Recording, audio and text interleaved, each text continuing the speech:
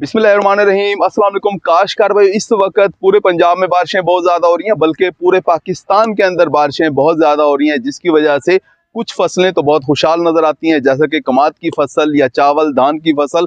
इनकी तो बढ़ोतरी बहुत अच्छे तरीके से हो रही है, लेकिन कुछ फसलें ख़ास तौर पे कपास की फसल जो है वो परेशान नज़र आती है, क्योंकि कपास की फसल एक ऐसी फसल है जिसके ऊपर अगर थोड़ी बहुत बारिश हो जाए तो कोई मसला नहीं है, लेकिन अगर ज़्यादा बारिश हो जाए और ख़ास तौर पर जिस वक्त इसने फुल गुड्डी उठाना शुरू कर दी हो, फ्रूटिंग के ऊपर इसका पौधा हो, उस वक्त अगर ज्यादा बारिशें हो जाएं, 48 घंटे तक इसकी खेलियों के अंदर पानी खड़ा रहे खेत के अंदर, तो पौधे मुरझाना शुरू हो जाते हैं। पौधे के अंदर कमजोरी आना शुरू हो जाती है। पौधे आपको पीले रंग के होते हुए नजर आएंगे, जैसा कि इस खेत के अंदर भी आपको, इस खेत का रंग भी आपको ज्यादा सब्ज नहीं, हल्का सब्ज आपको नजर आ रहा होगा। होता क्या है कि इसकी जड़ों के अंदर पानी भर जाता है, हवा निकल जाती है। पानी ज्यादा होने की वजह से जड़ों का सांस लेने का जो निजाम है वो मुतासर हो जाता है।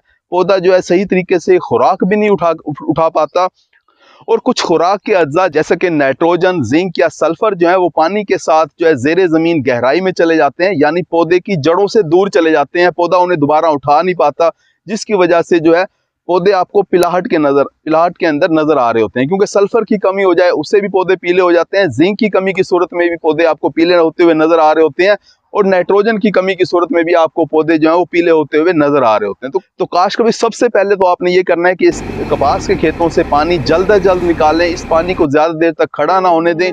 जितनी जल्दी आप खेत में से पानी निकाल लेंगे उतना ज्यादा बेहतर है।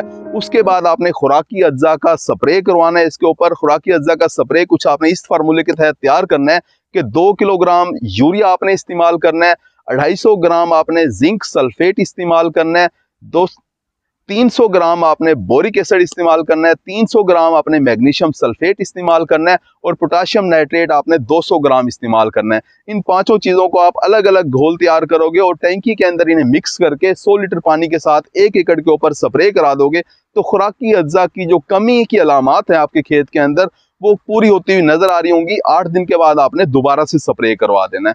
तो काश ये तो आपका खुराकी अज्जा का स्प्रे है जो आपने बारिशों के बाद करना है।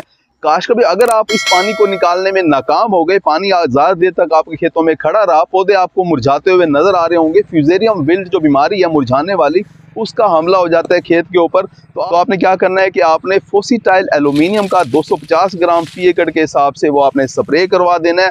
और बारिशों के बाद 2 से 3 दिन के बाद आप पानी लगा दें, नहर का पानी लगा दें या ट्यूबवेल का मीठा पानी लगा दें, और इस पानी के साथ आप 2 किलोग्राम सल्फर फ्लड कर दें। साथ में अगर आप कोई अच्छा फंजीसाइड जैसे कि थायोफोनेट मिथाइल है 1 किलोग्राम फी एकड़ के हिसाब से, इन दोनों को आप मिक्स करके साथ में फ्लड कर देते हैं, तो आप मुरझाने वाली बीमारी से अपनी फसल को बचा लेते हैं। काश कभी इसके अलावा बारिशों के बाद आप देखोगे कि सफेद मक्खी और सब्ज तेला का हमला भी आपके खेत के अंदर बढ़ता हुआ नजर आ रहा होगा। काश कोई सब्ज तेला सफेद मक्खी से बचने के लिए आपको चाहिए कि फ्लूनिका मिड जो जहर है वो 60 से लेके 80 ग्राम फी एकड़ के हिसाब से 100 लीटर पानी के अंदर हल करके उसका आप स्प्रे करवा दें, ताकि आपकी फसल जो है वो सब्ज तेला और सफेद मक्खी से महफूज रहे। काश भाई आजकल आपको कपास के खेतों के अंदर पत्ते सुर्ख होते हुए बहुत ज्यादा नजर आ रहे होंगे, जैसे कि इस वक्त इस खेत के अंदर भी आप देखें तो ये पत्ते जो है वो सुर्ख होते हुए नजर आ रहे हैं। इन पौधों के पत्ते जो है वो सुर्ख हो गए हैं इस तरीके से। काशो ये मैग्नीशियम की कमी की वजह से होता है। आपने क्या करना है कि 300 ग्राम मैग्नीशियम सल्फेट जो है उसके 2 से 3 स्प्रे करवा लें अपनी फसल के ऊपर, तो खुराक की ये कमी जो है वो खत्म हो जाएगी। तो काशो इस तरह से आप अपनी कपास की फसल को खुराक की कमी से भी बचा सकते हैं, अपनी कपास की फसल को बीमारियों से भी बचा सकते हैं, और अपनी कपास की फसल को सब्ज तेला जैसे कीड़ों से भी बचा सकते हैं।